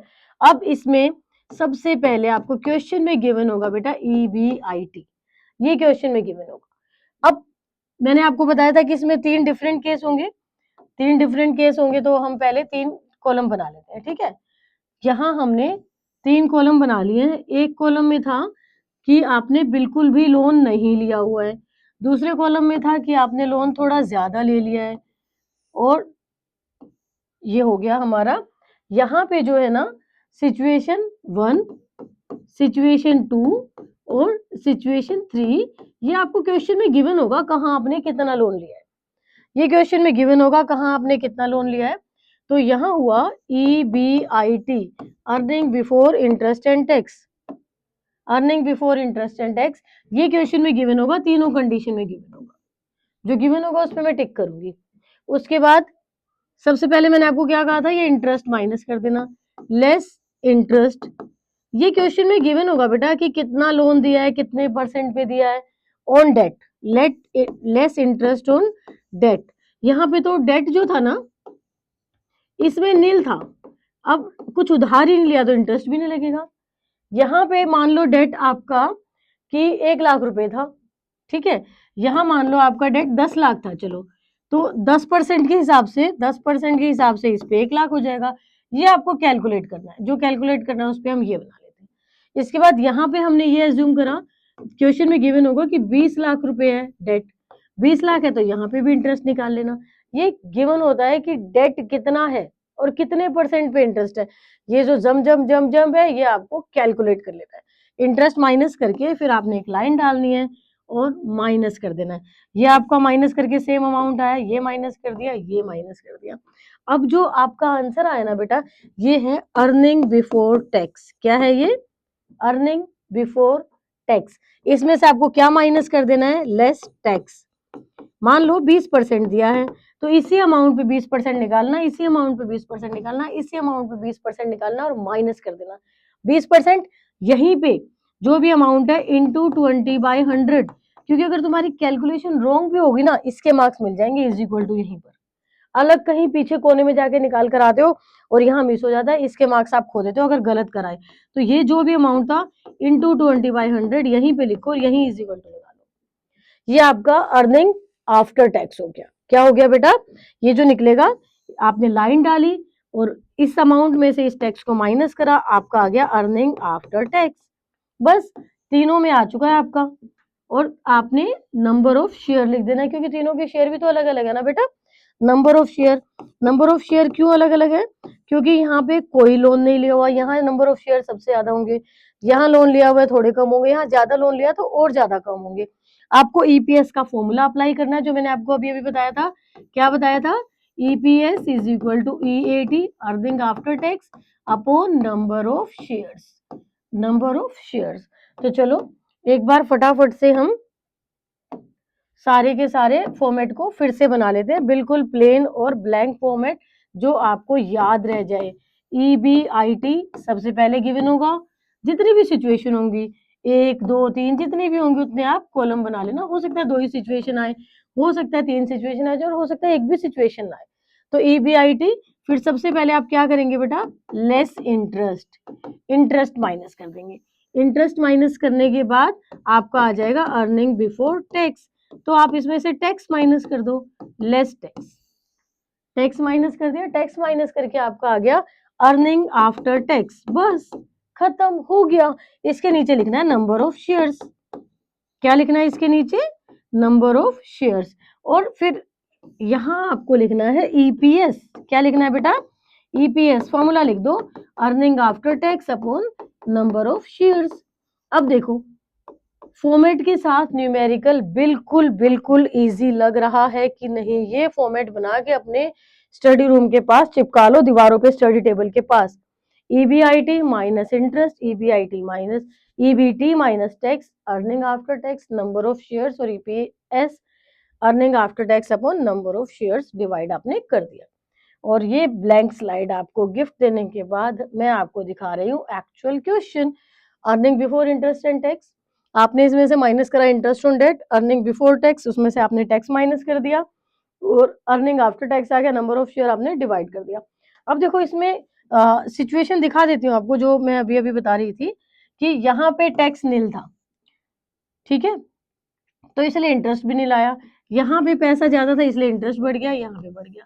अब टोटल कैपिटल जो थी ना बेटा यहाँ पे अलग अलग थी, इसलिए नंबर ऑफ शेयर यहाँ 3 लाख थे, यहाँ 2 लाख थे, यहाँ 1 लाख थे, क्योंकि डेट प्लस इक्विटी इन तीनों ने लगाए, तो इसने भी 4, इस सिचुएशन में भी 4 है, इस सिचुएशन में भी 4 है, इस सिचुएशन में भी 4 है, बट यहाँ 4 पूरे के पूरे इक्विटी के थे, यहाँ 4 में 1000 डेट था और 3000 इक्विटी के थे, यहाँ 2000 बटे हुए थे, तो इस तरीके से आपके डिवाइडेड थे। Clear, earning per share. अच्छा अब क्वेश्चन कैसे आता है कि आप डेट बढ़ाते हो तो EPS कम होता है क्या, क्या हर बार सेम कंडीशन होती है, ये क्वेश्चन बहुत इंपॉर्टेंट है कि जब आप डेट बढ़ाते हो तो क्या EPS कम होता है, ज्यादा होता है, क्या फर्क पड़ता है। इसके लिए मैं आपके अलग क्लास लूंगी स्पेशल, जिसमें मैं प्रूव करके दिखाऊंगी कि हर बार सेम कंडीशन नहीं होती, डिपेंड्स कौन कौन से फैक्टर आपको ध्यान रखने पड़ते हैं। Case 2 unfavourable financial leverage, unfavourable financial leverage का मतलब है कि जितना आपने लोन लिया था आपकी कमाई उतनी नहीं हुई है, और फेवरेबल फाइनेंशियल लीवरेज मतलब जितना आपने लोन लिया था कमाई उससे ज्यादा होगी, जैसे रवि के केस में। तो ये आपके कुछ न्यूमेरिकल्स हैं जिसे आप सॉल्व कर लेंगे। Clear, conclusion, conclusion, increase use of debt in capital structure increase EPS, अगर आप डेट बढ़ा लेते हो तो EPS भी बढ़ जाता है, अगर आप डेट बढ़ा लेते हो तो EPS भी बढ़ जाता है, बट ओनली कब, only when cost of debt is less than ROI, only when cost of debt is less than ROI, कि जितनी आपने cost of debt देनी है ROI उससे ज्यादा हो, ROI रिटर्न ऑन इन्वेस्टमेंट। इसमें आप याद करेंगे रवि की स्टोरी, उसने अंकल को 5000 रुपए ब्याज देना था, ज्यादा कमाया उसने, ज्यादा कमाया तो यहाँ पर यूज ऑफ डेट आपका EPS को बढ़ा देगा, जब आप ब्याज से ज्यादा कमा लेते हो ना बेटा तो EPS बढ़ जाता है, ठीक है। इसके बाद increase use of debt also increases the financial risk, जितना ज्यादा ब्याज लोगे उतना रिस्क भी तो बढ़ेगा, ऑब्वियस है बढ़ेगा। तो कंपनी को एक ऐसी कैपिटल स्ट्रक्चर की तरफ जाना चाहिए जहां की आपका रिस्क भी कम हो एक तरफ और एक तरफ रिटर्न भी ज्यादा हो, तो कंपनी जो है एक बैलेंस बनाती है रिस्क और रिटर्न के बीच में, रिस्क और रिटर्न के बीच में जब कंपनी एक बैलेंस बनाती है तो उसे हम क्या कहते हैं, रिस्क और रिटर्न के बीच में बैलेंस बनाने को, कि भाई हमने देखना है कि इतना अच्छा बैलेंस बने कि हमें बेनिफिट भी हो, अर्निंग पर शेयर भी बढ़े, वेल्थ भी बढ़े और रिस्क भी कम हो जाए, ठीक है। ये देखने के बाद अब पूछो क्या समझ में नहीं आया। अभी तक की ये वाली जो स्लाइड थी इसमें सबसे इंपॉर्टेंट न्यूमेरिकल का फॉर्मेट है, हर सिचुएशन के अकॉर्डिंग, और सबसे इजीएस्ट का हो तो वो भी न्यूमेरिकल का फॉर्मेट है। पता नहीं क्यों आप न्यूमेरिकल्स को डिफिकल्ट मानते हो, सिर्फ माइनस ही तो करना है, परसेंटेज ही तो निकालनी है, और ज्यादा लंबी चौड़ी कैलकुलेशन नहीं आएगी, कोई पॉइंट में नहीं आएगी, डायरेक्ट आंसर आएंगे आपके। इसके बाद है factors affecting choice of capital structure. Capital structure कि आपकी कैपिटल स्ट्रक्चर को अफेक्ट करने वाले फैक्टर्स कौन से होंगे बेटे? Cash flow position, financial, interest coverage ratio, debt coverage ratio.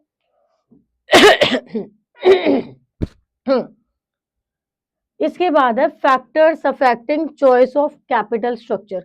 तो है cash flow position, interest coverage ratio जिसे आप आईसीआर भी कहते हो। क्या कहते हो? ICR, DSCR. आपको पता है आईसीआर में कुछ कमियां आती है, उन कमियों को पूरा करने के लिए अगली रेशियो हमने सिलेक्ट करी DSCR, debt service coverage ratio. Cost of debt क्या है, टैक्स रेट क्या चल रहा है, कॉस्ट ऑफ इक्विटी क्या है, इक्विटी, फ्लोटेशन कॉस्ट, ये सारे कॉन्सेप्ट आप पहले पढ़ चुके हो, इसमें से कुछ भी नया कॉन्सेप्ट नहीं है, बस रिलेट करना है कि कैसे रिलेट होगा। Risk consideration, flexibility, control, regulatory framework, stock market consideration और capital structure of other companies. इसके लिए हमने एक निमोनिक बनाया इन सबको याद करने के लिए। Can I drive Ravi's cool taxi, can I drive Ravi's cool taxi, call for rights, for changes, Ravi says cash. तो हर एक जो फर्स्ट लेटर है ना बेटा, हर एक फर्स्ट लेटर से आपका एक फैक्टर आता है, हर एक फर्स्ट लेटर से आपका फैक्टर आता है। मैं कभी नहीं कहती कि आप ये लाइनें याद करो, अपनी कुछ लाइनें बना लो, जो भी करो, जैसे भी तरीके करो, आपको याद रखने हैं फैक्टर्स। पूरे 14 के 14 फैक्टर आपको याद रखने हैं। इसके साथ आपको अब डिटेल में समझा देते हैं कि आप कैसे आइडेंटिफाई करोगे इनको और कैसे आप इनका एप्लीकेशन लगाओगे। Factors affecting choice of capital structure. Capital structure के लिए फैक्टर्स आपके क्या होंगे बेटे? ओनर्स ओन फंड या बोरोड फंड के लिए सबसे पहले कैश फ्लो पोजीशन देखोगे, स्ट्रॉन्ग है या वीक है, डेट, इक्विटी, ठीक है। Factors affecting capital structure, high ICR, अगर आईसीआर ज्यादा है तो डेट, और अगर लो आईसीआर है तो इक्विटी। आईसीआर फुल फॉर्म याद करो, इंटरेस्ट कवरेज रेशियो। थकना नहीं है, बेशक अभी पॉज कर दो, बाकी बाद में पढ़ लेना, लेकिन कोशिश करो कि पानी या कॉफी पीते रहो और एक फ्लो में सारी पढ़ो, ठीक है। इसके बाद है factors affecting choice of capital structure में debt service coverage ratio, DSCR. ICR का अपग्रेड वर्जन है ये। इसमें है अगर आपका हाई डीएससीआर है तो डेट, और अगर लो है तो इक्विटी, ठीक है। इसके बाद आपका आ गया नेक्स्ट रिटर्न ऑन इन्वेस्टमेंट। अगर आपका रिटर्न ऑन इन्वेस्टमेंट ज्यादा है, भाई ऑब्वियस है, रवि के केस में उसका रिटर्न ऑन इन्वेस्टमेंट ज्यादा था तो वो और भी डेट ले सकता है, बट अगर कम है तो फिर डेट लेने की कोशिश मत करो, फिर इक्विटी इशू करो। इसके बाद factors affecting choice of capital structure, cost of date.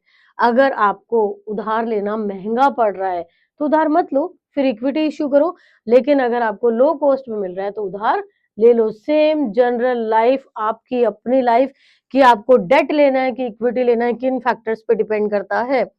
Tax rate, interest on debt is tax deductible. अगर आप डेट लेते हो तो उसको आपको टैक्स नहीं देना, अगर आपको ऑलरेडी बहुत टैक्स बन रहा है तो आप डेट ले लो क्योंकि वो टैक्स फ्री होगा। So if tax rate is high and business wishes to reduce tax liability तो debt should be used. Tax नहीं देना तो आप डेट ले लो, ऑलरेडी आप पे टैक्स ज्यादा बन रहा है तो।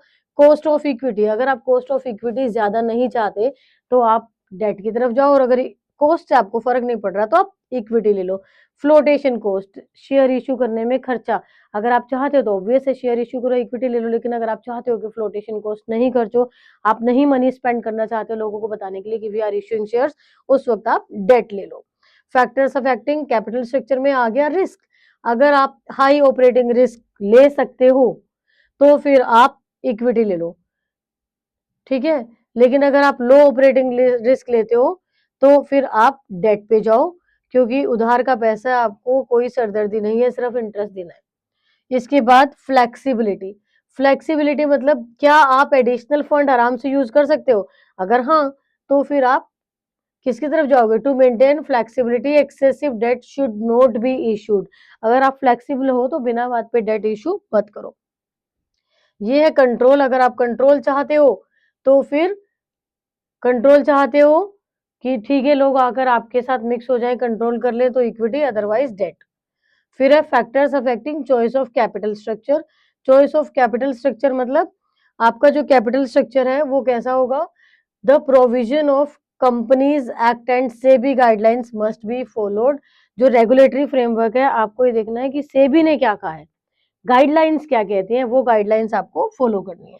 और इसके बाद है stock market condition. Stock market अगर हाई है, बूम पे जा रही है, तो आप इक्विटी ले सकते हो, अगर स्टॉक मार्केट डाउन है तो आप डेट इश्यू करोगे। Factors affecting choice of capital structure में capital structure of companies, company का कैपिटल स्ट्रक्चर क्या कहता है। कंपनी के कैपिटल स्ट्रक्चर में आपको देखना है बेटा, कंपनी इंडस्ट्री नॉर्म्स के साथ क्या कह रही है, और जो इंडस्ट्री नॉर्म्स कह रही है आपको वो तो फॉलो करना ही पड़ेगा। ये फिर आपका रिवीजन, निमोनिक्स आप कैसे ही बना लो। Fixed and working capital, fixed and working capital, fixed capital क्या होता है बेटा, जो अमाउंट आप फिक्स्ड एसेट्स को बाय करने में खर्च करते हो वो फिक्स्ड कैपिटल होता है। वर्किंग कैपिटल मतलब डे टू डे खर्चों के लिए जो पैसे होते हैं वो वर्किंग कैपिटल होते हैं। लैंड, बिल्डिंग, फैक्ट्रीज, ये सारे के सारे क्या है बच्चा, फिक्स्ड कैपिटल है। और वर्किंग कैपिटल क्या है, डे टू डे एक्सपेंसेस है। Management of fixed capital, fixed capital की मैनेजमेंट आप कैसे करते हो, जो फिक्स्ड कैपिटल की मैनेजमेंट उसे आप कैपिटल बजटिंग कहते हो। क्या कहते हो, कैपिटल बजटिंग। कैपिटल बजटिंग में आपने देखना है, ये लॉन्ग टर्म के लिए होती है बेटा कैपिटल बजटिंग, और जो शॉर्ट टर्म के लिए होता है ना उसे वर्किंग कैपिटल कहते हैं। आपको वर्किंग कैपिटल कितनी होनी चाहिए, फिक्स्ड कैपिटल कितनी होनी चाहिए, इसके लिए भी फैक्टर्स अफेक्टेड हैं। और ये 8 फैक्टर्स है जो आपकी हेल्प करते हैं कि आपके पास फिक्स्ड कैपिटल कितनी होगी, वर्किंग कैपिटल कितनी होगी। सबसे पहले नेचर ऑफ बिजनेस, आपका बिजनेस प्रोडक्शन है या सर्विस है या ट्रेडिंग है। आपके स्केल ऑफ बिजनेस क्या है, लार्ज स्केल है, मीडियम स्केल है या लो स्केल है। फिर choice of technique, labour intensive है या कैपिटल इंटेंसिव है। फिर ग्रोथ प्रोस्पेक्टस, क्या आप बिजनेस में ग्रो करना चाह रहे हो, अगर करना चाह रहे हो तो कितनी ग्रोथ करना चाह रहे हो, क्या ग्रोथ चाह रहे हो, क्या आप इंटरनेशनल लेवल पे जा रहे हो या आप प्रोडक्शन बढ़ा रहे हो या फिर आप डाइवर्सिफिकेशन में आ रहे हो। डाइवर्सिफिकेशन क्या, अभी आप शूज बना रहे हो, फिर शूज के साथ आप कॉस्मेटिक्स बनाने लग जाओ, कॉस्मेटिक्स के साथ आप ब्यूटी प्रोडक्ट्स के साथ आप बुक्स बनाने लग जाओ। ठीक है, जैसे टाटा, टाटा नमक से लेके टाटा एयरप्लेन तक है। ठीक है बेटे, तो ये डाइवर्सिफिकेशन है, यहाँ डिफरेंट डिफरेंट डिफरेंट आप कुछ भी प्रोडक्ट बनाने लग जाओ। तो ये भी डिपेंड करता है आपके फैक्टर पे कि क्या फैक्टर आपके कैपिटल कंसिडरेशन को अफेक्ट करेंगे। इसके साथ फाइनेंसिंग ऑल्टरनेटिव्स, फाइनेंसिंग ऑल्टरनेटिव्स और क्या तरीके हैं जिनसे पैसे आ सकते हैं, और लेवल ऑफ कोलेबरेशन, कोलेबरेशन से आप कैसे डिसाइड करोगे। चलो इसको एक एक करके समझ लेते हैं। सबसे पहले फिक्स्ड कैपिटल रिक्वायरमेंट में आपने देखा नेचर ऑफ बिजनेस। अगर आपका मैन्युफैक्चरिंग बिजनेस है तो ज्यादा फिक्स्ड कैपिटल की जरूरत है, क्योंकि आपको मशीनें खरीदनी है, फर्नीचर खरीदना है और प्लांट लगाने हैं, मतलब प्लांट एंड मशीनरी, जो बहुत सारी मशीनरी का ग्रुप होता है उसे प्लांट एंड मशीनरी कहते हैं। लेकिन अगर ट्रेडिंग बिजनेस है, सर्विस बिजनेस है, तो कम फिक्स कैपिटल में भी काम चल जाएगा। चैप्टर को इंटरेस्टिंग बना के रखो, समझ के रखो, जो नहीं आ रहा पूछते जाओ, कमेंट करते जाओ। लास्ट टॉपिक है, हाथ ही निकल गया, पूछ रह गई है। ठीक है, तो फिर हम आगे देखते हैं फैक्टर्स अफेक्टिंग में स्केल ऑफ ऑपरेशन। अगर आप लार्ज स्केल पे कर रहे हो तो ज्यादा पैसे की जरूरत है, और अगर मीडियम या नॉर्मल स्केल पे कर रहे हो तो कम पैसे में आपका काम चल जाएगा। ये हो रही है फिक्स्ड कैपिटल की बात। चॉइस ऑफ टेक्निक, अगर लेबर इंटेंसिव है तो कम पैसे में काम चलेगा, बट अगर कैपिटल इंटेंसिव है तो फिर ज्यादा पैसा चाहिए। कैपिटल इंटेंसिव ज्यादा पैसा, क्योंकि मशीनें ज्यादा लेके आओगे, और अगर लेबर इंटेंसिव है तो कम कैपिटल में चल जाएगा। ये फिक्स्ड कैपिटल रिक्वायरमेंट की बात है। अगर आप टेक्नोलॉजी अपग्रेड करना चाह रहे हो तो ज्यादा पैसे, और अगर टेक्नोलॉजी अपग्रेड की अभी जरूरत नहीं है तो कम पैसे में चल जाएगा। ग्रोथ प्रोस्पेक्टस, ग्रोथ चाहिए तो ज्यादा फिक्स कैपिटल, और ग्रोथ अभी चलो ठीक है 100 चल रही है, अभी आप सही मोड पे चल रहे हो तो कम फिक्स्ड कैपिटल। सारे पॉइंट्स इंटर रिलेटेड है, बस नोट्स बनाने होंगे। और इजीएस्ट चैप्टर है ये। इजीएस्ट क्यों बोल रही हूँ बेटा, कि डायरेक्ट है, ये बिल्कुल सीधे सीधे क्वेश्चन आएंगे। डाइवर्सिफिकेशन, अगर आप चाह रहे हो डाइवर्सिफिकेशन करना तो ज्यादा पैसे चाहिए, और अगर आप अभी नहीं चाहते, सिंपल उसी प्रोडक्ट लाइन में आगे बढ़ रहे हो तो कम पैसे चाहिए। इसके बाद है factors affecting requirement of fix capital, financing alternatives. अगर आपके पास बहुत सारे ऑल्टरनेटिव्स हैं तो आपको कम फिक्स्ड कैपिटल में काम चल जाएगा, क्योंकि जब चाहिए होगा तो आप और ले आओगे। लेकिन अगर ऑल्टरनेटिव्स नहीं है तो अभी से ज्यादा पैसे आप लेकर चलो। इसके बाद है बेटा लेवल ऑफ कोलेबरेशन। अगर आप इंडिपेंडेंट वेंचर हैं तो आपको ज्यादा पैसा चाहिए, क्योंकि आपको पैसा देने के लिए कोई नहीं है। लेकिन अगर आप कोलेबरेशन में है तो कम पैसे में काम चल जाएगा, क्योंकि आपके साथी लोग आपको पैसा दे देंगे। ये है निमोनिक बनाया है, never say cute things, girlfriends doesn't forget lies. हर एक फर्स्ट लेटर कुछ कहता है, हर एक फर्स्ट लेटर कुछ कहता है। Never, N, nature of business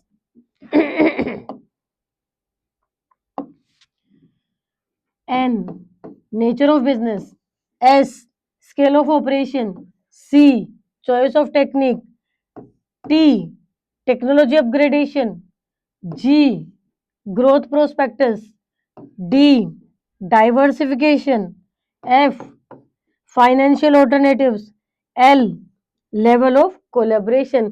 सिर्फ एक डायलॉग और फिक्स कैपिटल को अफेक्ट करने वाले सारे फैक्टर्स एक लाइन में। क्लियर? तो बोलकर देख लो आप ये सारे फैक्टर्स, और अगर फिर भी कोई डाउट आता है तो please ask in comment section. दोबारा पढ़ा दिया जाएगा, ये है पूछो क्या पूछते हो, आस्क इफ एनी डाउट्स। थोड़ा सा आपको मुझे लग रहा है न्यूमेरिकल पार्ट में आया होगा, क्योंकि उसकी इनफ प्रैक्टिस आपने अभी नहीं की है। प्रैक्टिस करना, फॉर्मेट बनाना, फिर भी डाउट होगा तो प्लीज लिखना। सिर्फ न्यूमेरिकल्स की एक अलग से क्लास ले लेंगे। क्लियर? डरना नहीं है सवालों से, बस एंजॉय करना है। बिजनेस है, पैसा है, पैसे के बाहर कुछ नहीं है। Gross working capital, gross working capital का मतलब होता है बेटा टोटल ऑफ करंट एसेट्स। जितने भी आपके बिजनेस में करंट एसेट्स है सबको टोटल कर दो, ये हो जाएगा ग्रोस वर्किंग कैपिटल। और नेट वर्किंग कैपिटल क्या होगा बेटा? Current assets minus current liabilities. जो करंट एसेट्स है उनको में से आपको करंट लायबिलिटी माइनस कर देनी है। आइडेंटिफाई करना आपको आना चाहिए, करंट एसेट कौन से, करंट लायबिलिटी कौन सी है। एक साल के अंदर अंदर जो एसेट्स कैश में कन्वर्ट हो जाते हैं वो करंट एसेट्स होते हैं, और current liability which we have to pay very soon, जो आपको जल्दी से पे करनी होती है। और जल्दी से का मतलब वही with in 1 year. Factors affecting requirement of working capital, working capital के फैक्टर्स, ये देखो इसके लिए भी एक इंटरेस्टिंग से डायग्राम बनाइए। वही सारे फैक्टर्स थे फिक्स्ड कैपिटल वाले, बस एक्सप्लेनेशन थोड़ी घूम जाएगी। नेचर ऑफ बिजनेस प्रोडक्शन है, मैन्युफैक्चरिंग है, ट्रेडिंग है, क्या है? प्रोडक्शन है तो ज्यादा पैसे चाहिए, और अगर ट्रेडिंग सर्विस है तो कम पैसे में चल जाएगा। बिजनेस साइकिल कितना बड़ा है? बिजनेस साइकिल अगर बहुत बड़ा है, लंबा टाइम लग रहा है रॉ मटेरियल को कैश में कन्वर्ट होने में, तो आपको ज्यादा पैसे चाहिए, वरना कम पैसे में काम चल जाएगा। इसके बाद स्केल ऑफ ऑपरेशन, बड़े स्केल पे काम कर रहे हो ज्यादा पैसे चाहिए, छोटे स्केल पे काम कर रहे हो कम पैसे में काम चल जाएगा। सीजनल फैक्टर, सीजन के अकॉर्डिंग कभी कभी ज्यादा पैसे की जरूरत पड़ जाती है, क्योंकि हम प्रोडक्शन वैसे ही कर रहे हैं। क्रेडिट अवेलेबल, अगर क्रेडिट इजीली अवेलेबल है तो कम पैसे में काम चल जाएगा, और अगर क्रेडिट कहीं से नहीं मिल रहा तो आपका अपना पैसा होना चाहिए, फिर ज्यादा पैसा चाहिए। ठीक है? तो यहाँ आपने देखने हैं ये सारे फैक्टर्स, और इनकी डिटेल्ड एक्सप्लेनेशन ये आ गई कि सर्विस, ट्रेडिंग और मैन्युफैक्चरिंग में कितना चाहिए। नेचर ऑफ बिजनेस ये रहा, मैन्युफैक्चरिंग है तो आपको ज्यादा वर्किंग कैपिटल चाहिए, ट्रेडिंग है तो कंपैरेटिवली कम चाहिए, और सर्विस में तो सबसे कम चाहिए।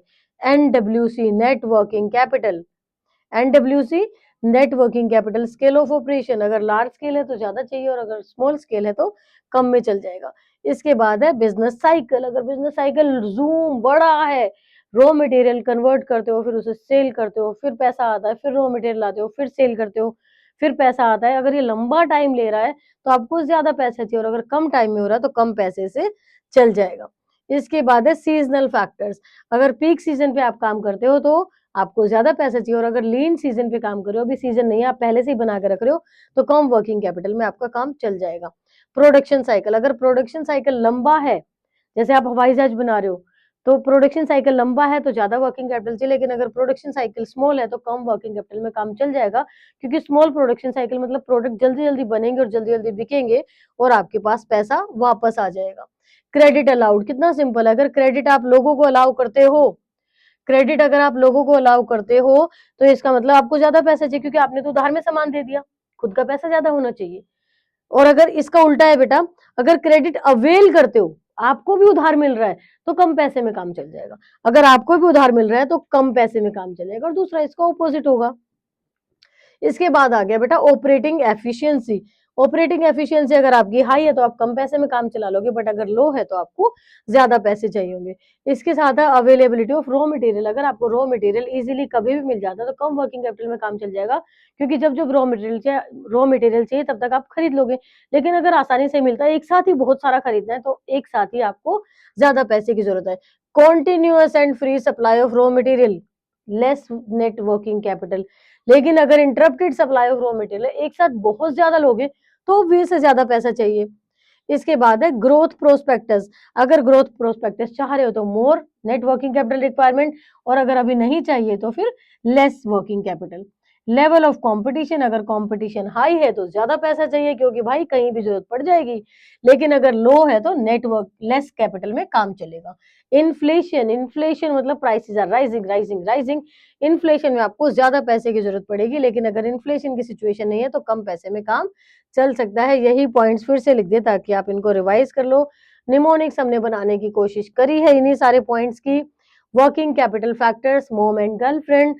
Mom never says but still provide care. Mom never says but still provide care. Every first letter, हर अक्षर कुछ कहता है। अब इन्हीं लेटर्स को उन फैक्टर्स में से सर्च कर लेना। ये सारे फैक्टर है NSBSC। NSBSC, N क्या था बेटा? Nature of business. फिर S क्या था? स्केल ऑफ ऑपरेशंस, ठीक है। B क्या है? Business factors. P क्या है? Production cycle. C क्या है? Credit allowed. NSBSC, NSBSC, ये तो आ गए मोम के खाते में, ये तो आ गए मोम के खाते में। Mom never says but still provides care. Mom never says but still provide cares, ठीक है। यहाँ गर्लफ्रेंड्स मैजिक, ये है इंद्रधनुष। इंद्रधनुष चमकते हुए हम नजर आ रहे हैं। तो यहाँ है can often, often always, glow like, इंद्रधनुष की तरह, ठीक है। इसमें है COAGLLI, COAGLLI। C credit avail. O operating efficiency. A availability of raw material. L level of competition. I inflation, ठीक है। G से क्या था बेटा? Growth prospective. G से क्या था? Growth prospective. तो एक बार फिर से समझ ले, ठीक है, एक बार फिर से देख लेते हैं क्योंकि इंटरेस्टिंग भी है और आपको याद भी करना है। तो ये जो, हाँ ठीक है, स्टार्टिंग से देखते हैं। वर्किंग कैपिटल फैक्टर्स अफेक्टिंग, ये हेल्प करेगी डायग्राम आपको। Working capital factors affecting, working capital factors affecting mom and girlfriend help you to remind the concept. कैसे? Mom never says but still provides care, मम्मा कुछ कहती नहीं है बट केयर हमेशा करती है। मम्मा कुछ कहती नहीं है बट केयर हमेशा करती है। हर अक्षर कुछ कहता है। हर एक का पहला अक्षर ले लो। पहला N nature of business, factors affecting working capital, factors affecting working capital, nature of business. S scale of operation. B business factors. P production cycle and C credit allowed, ठीक है। Mom never says but always care, ठीक है। यहाँ girlfriends magic, यहाँ can often, often always, glow like, iridescence. ये आपका हो गया कि आपको चमकते हुए नजर आते हैं। और इसमें फर्स्ट लेटर आपने ले लिया credit allowed, operating efficiency, availability और level of competition, inflation. Clear? तो ये है आपका फैक्टर्स अफेक्टिंग। नेक्स्ट आ गए आपके, ये है total mind map of the complete chapter. Total mind map of the complete chapter, एक चार्ट पेपर लेके आपको हर चैप्टर को ऐसा बना लेना है। And thank you for listening, for watching. Like share subscribe तो आपका हक बनता है, बट तब तब जब आपको चैप्टर याद हो जाए, उससे पहले नहीं। कीप टारगेट 100, सिर्फ 100 100 100 सबसे आसान इंटरेस्टिंग सब्जेक्ट है। अगर आपका हाथ पकड़ने वाला कोई मिल जाता है, आपको कोई ऐसा पढ़ाने वाला मिल जाए जो आपको समझ में आ जाए।